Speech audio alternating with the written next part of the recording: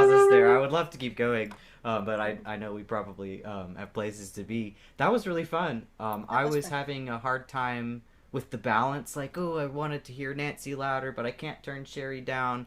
But I think that's just a Zoom thing. Sherry, play for me what you were playing, if you Okay. can. I want to hear what it sounded like.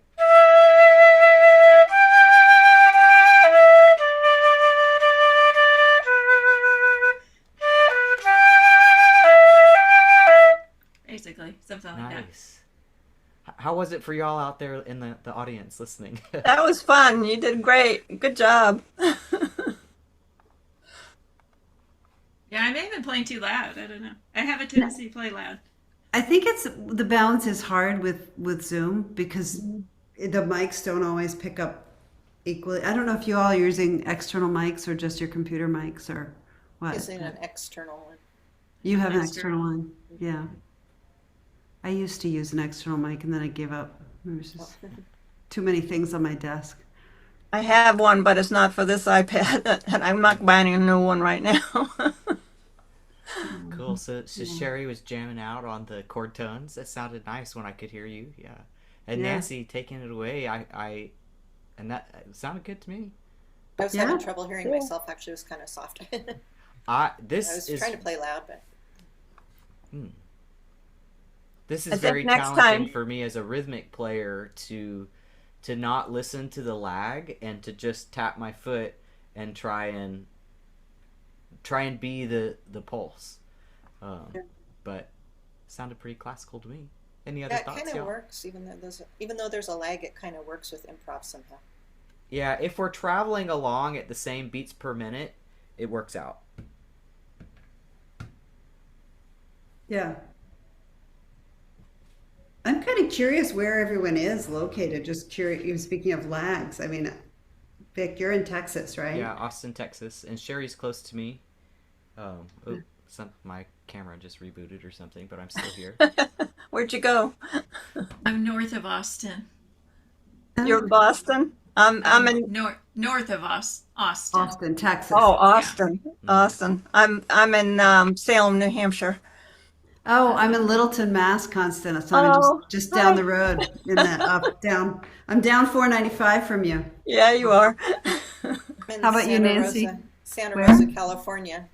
Oh, Santa Rosa. wow. So we're all We've over got the the whole country, aren't we've we? got the country covered. Wow. Yeah. But I Yeah. did I did go to school in Texas in Houston and I lived in Fort Worth for a while. My college roommate lives in Austin. So, I used to ride my bike past Rice University on my way to the high school for performing and visual arts. wow. I was at Rice for 4 years. So, studied with Albert Tipton there for just a very long time ago. Um, Cool. Well, has this stimulated any burning questions for y'all who are new to this sort of thing? Super fun. I mean, I'm curious, Vic, like why you're doing it and what you're doing with it. And I mean, because it's like, yeah, it's super fun. Sure. Well, I didn't really tell the short version of my story here yet, but I'll give the shortest version of it, and sometime around the campfire or whatever we can talk more in depth. Long story short, after graduating from the high school for performing and visual arts, I thought I would play in an orchestra professionally. I went to the biggest music school in Texas and practically in the country, the University of North Texas, um, and then my dad got cancer and died of pancreatic cancer. And at that same time, I discovered that my chances of ever getting a living wage in an orchestra were probably on the order of 1 in 10,000. Um, and that's just not good for betting on. So um, that combination of events just really crushed my interest in competing. And I abandoned the idea of playing in an orchestra professionally, and I mostly quit playing because I didn't. That was what was motivating me. I didn't have any reason, and I didn't have any competitions. I didn't have any bands I was playing with, and so then after a period of time of not playing, mostly for years and maybe a couple times a year, then my dad's favorite songs would come on the radio, and I would want to play along with them, and I would start singing with them, and I'm just such a better flute player than I am a singer, or at least I was at the time, that I would take out my flute and I would start improvising, and it was very cathartic for me. And in those times in my practice room, just playing along with my dad's favorite tunes, it really helped me move through some of the grief and other difficult emotions that were part of that experience for me. And little did I know it was making me a better flute player at the same time. So eventually, and I did actually do improv. I started improvising in church in a praise and worship band when I was 14. I did that a little bit my freshman and sophomore year, and then when I went to the high school for performing arts, I joined the composers club, and I was doing a little bit of composing, and we were doing classical improv. And then at UNT, I was in the new music department, so I did some improv before my burnout. But when I came back to it, it was less for just creative exploration and more for connecting with people in my community. And so now what I teach is more like classic rock, folk, a little bit of jazz. But if you can learn folk, then you can learn jazz. So eventually a few people in Austin found out that I played the flute. The next thing I knew it, I was playing on Haley Harkin's first album and joining a band called the Cosmic Butterflies. We recorded a couple of psychedelic rock albums, and I started playing with kirtan groups here. Kirtan is like a Hindu church service, chanting devotional songs, and people started asking me, where do I teach? And I wasn't teaching at all. I don't have a traditional flute studio. This is my flute studio. So that's when I made the Flutarians group, and it's been quite an evolution. It's been almost 2 years now, I think, maybe a little bit longer. And for a year now, I've been testing these improv games and figuring out what works in Zoom. And I really wanted to make a format that was not like you come, you watch, and then you go home and maybe practice on your own. I could charge people money for that, but then it's on you whether or not you practice. And I've taken online courses where I paid a bunch of money and I watched the videos, but I didn't take action. And so I didn't get the results that I wanted to. So I've discovered that in a sweet spot in a group of about 5 like this, that I can make it to where everybody's playing at, about a third of the time, and the rest of the time we're actively listening, so that we're even if you only show up once an hour a week, that I know, because I was there with you, that you're making progress. Like, y'all made tremendous progress today, just because you did things you've never done before. So I discovered a new ticket taking platform called Humanitix, where I can take RSVPs for free or for you set the donation. So that's what I've started doing with most of my online classes. But that makes the money side of it easy ethical for me. I just say, hey, please come take advantage of this, and if you want to make an exchange of energy, you decide what's fair. I think it's awesome. And I had a couple fluty friends who weren't available. Normally we have rehearsal tonight, but it's school vacation week on the East Coast, so Monday nights are free. But I have a couple folks who would, I think, love this. My flute ensemble, which is a bunch of middle-aged ladies, that play together. I would love to, over the next couple years, push the limits for how many people can we have in here. So let's imagine that 50 people showed up, but I used the breakout rooms to where I could break us up into rooms of 2 or 3 or 4 or 5, so that I can go on with my announcer voice and say, okay, now remix it. And then we come back to the big group. So even though I've discovered that 5 is a sweet spot, I look forward to finding out what the limits are as far as the group getting bigger. And low flutes are in now too, so it would be interesting to see if people showed up, like if I pulled out my alto.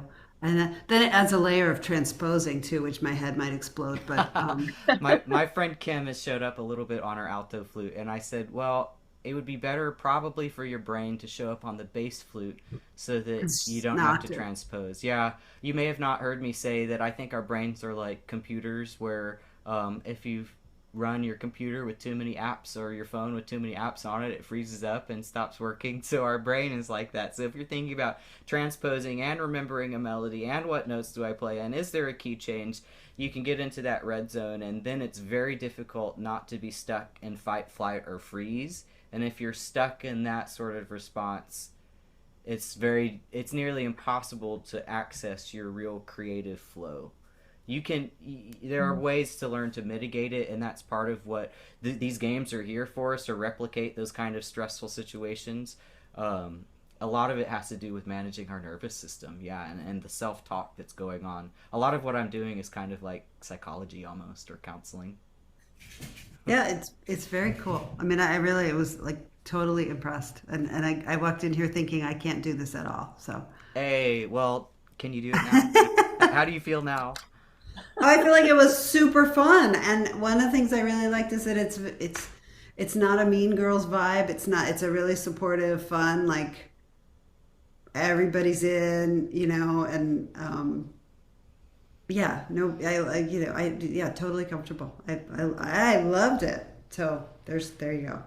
Great. Now I Well, wish you I could didn't have teach that rehearsal improv so many scaffolding minutes. to your fluties and your little flute My choir, fluties in my group, yeah, and yeah. bring them. I Really? will, yeah. It's really helped my stage fright. I don't seem to get the stage fright since I've Has been it doing really? it. Because I get that a lot, Nancy. That would be. Well, yeah, it's pretty much just disappeared. That's so cool. I used to get, sweaty hands and heart beating and the whole works. That's very cool. Well, I enjoyed this very much too, and I'll be back. All right.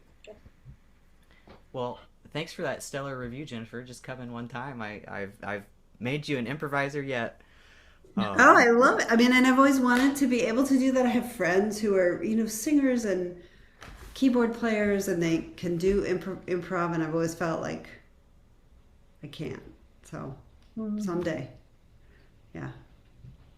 Well, if y'all can join me on Wednesday, I'm gonna do. I'm doing on Wednesday nights now like a classic rock standard series.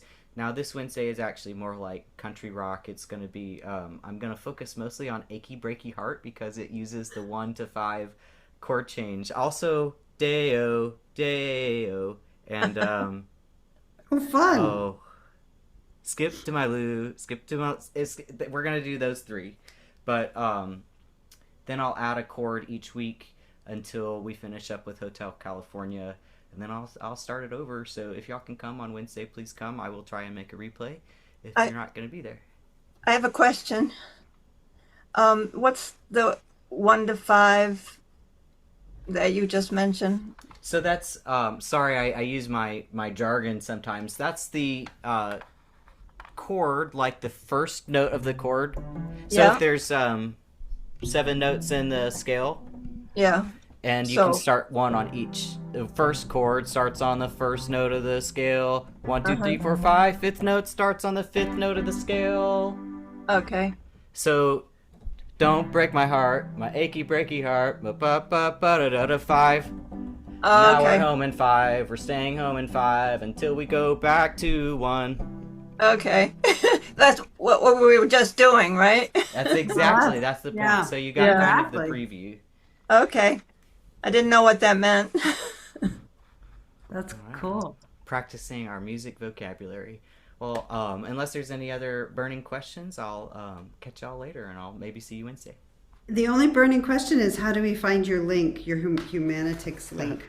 I'll send it to you directly in chat. But Okay. you can, if you search Humanitics and Vic Wheeler or Flutarians, it should come right up. Cool. Thank Is you. it the same sign on for Wednesday? Same link, yeah. Okay. All right. All right. Thank Thank See you. y'all later. Look Nice forward to to it. meet you. Bye, everybody. Bye. Bye.